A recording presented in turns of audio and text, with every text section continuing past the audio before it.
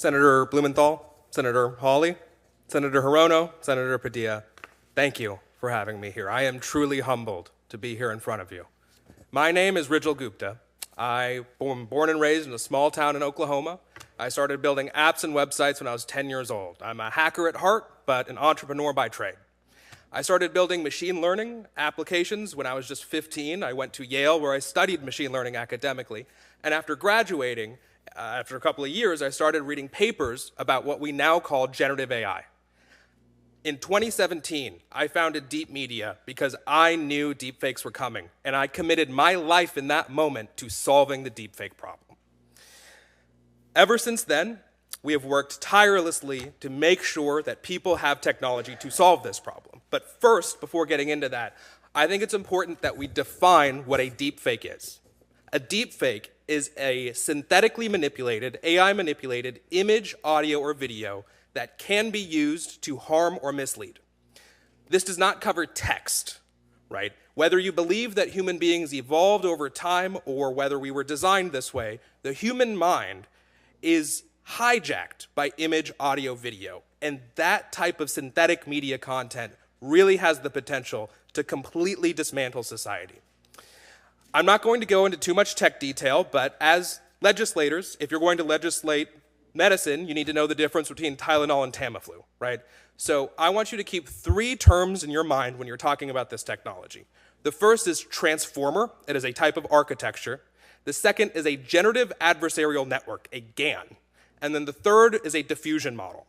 Those three fundamental technologies are what generative AI is about. That covers about 90% of it. All of these models require massive amounts of compute resources and massive amounts of data. We're talking about millions of identities here. So just keep that in your heads when you're thinking about this technology. We've all talked about how deepfakes are coming and how they're basically here.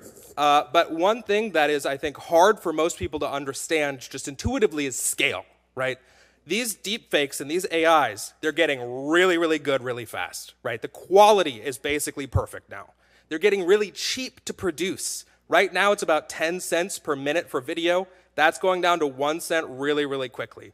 And the amount of content, the percentage of content that is on online platforms is approaching as much as 90% by 2030, right? So we all know the harms. It's important you know the scale of these harms. Now, we've already seen them impact the elections, right? We have the deepfakes of President Biden announcing the draft, the deepfakes of President Trump getting arrested, the deepfakes of Hillary Clinton endorsing Governor DeSantis, right? All of those are about political assassination.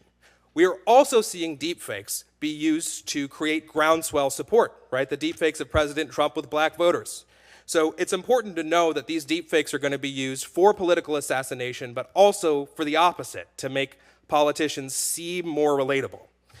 But I think a bigger threat is actually not the fake content. It's what the fake content does to the real content, right?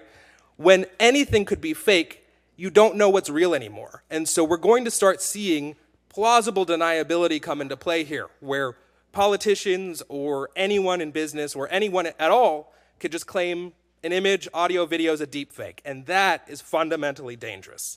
People think that AI is going to be like the Terminator. It is much more likely to create a society like 1984. That's what we need to be worried about when we're talking about deepfakes.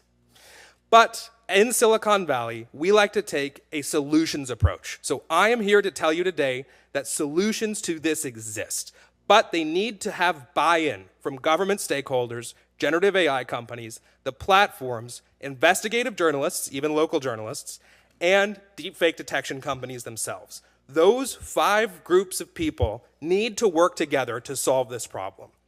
I am proud to say that we have helped people like Donnie O'Sullivan at CNN, Jeff Fowler at Washington Post, and Amanda Florian at Forbes detect and report on deepfakes. We are members of the Witness Organization, an independent group that surfaces deepfake detection to reporters. We are part of the DARPA Semaphore and AI Force program that brings in researchers, corporations, and government resources to solve this problem. We are part of the Content Authority Initiative alongside companies like Adobe that try to label real content and fake content. We also have several of our own committees that we're leading that bring in the deepfake generative AI folks to label their content, people in research for detection, and big tech platforms to adopt this technology to keep people safe. I am a believer in the free market. I fundamentally think AI can be used for good. I believe deepfakes represent a market failure. They represent a tragedy of the commons, and that this fraud and misinformation is a negative externality, and that if we legislate this properly, we can internalize that negative externality and make the AI ecosystem flourish. And with that in mind, I would like to take just a couple of minutes to show you how we can solve the deepfake problem. So I have a couple of slides that I'd like to show you, and I want you to get in the mindset of how does an AI see media, right? That's kind of what we think about. We try and look through the AI's eyes in order to detect it. So again, if we can show the slides here on the screen. Go to the next one, please. Here are some examples of what our system looks like. Again, we are mapping on the left there the proliferation of deepfakes over time, as well as the cost to society if we don't solve this problem. This is cost for fraud, misinformation, and other crimes, right? However, our platform can deliver solutions at scale across image, audio, and video. Next slide, please. Here we see what some examples of real content and fake content. Again, it's not just about detecting a deepfake, right? It's being able to detect a deepfake while not saying a real thing is fake, right? That's critical. So our false positive and our false negative rate is very, very low. And if we have a little bit of time, I'd like to show you just how an AI sees audio. We have some images up here, but on the next slide, we're going to see how an AI sees audio. And this is actually a real piece of audio. Here, that yellow and blue graph, that's what an AI sees. When it's seeing a person's voice and trying to learn from it, it's seeing that. And this is an example of our detectors picking this up as real. And you can fast forward through this. I don't want to take up too much time. But if you want to go to the final slide, that's an actual real political deepfake. How imminent do you think it is? Fast forward this one. The illegal Russian. This is a real video. We picked it up as real, right? And the AI is tracking the face. It's picking up certain key points on a person's face. And if you go to the final slide here. How imminent? This is a deepfake that was produced recently. And maybe we can just play the whole thing.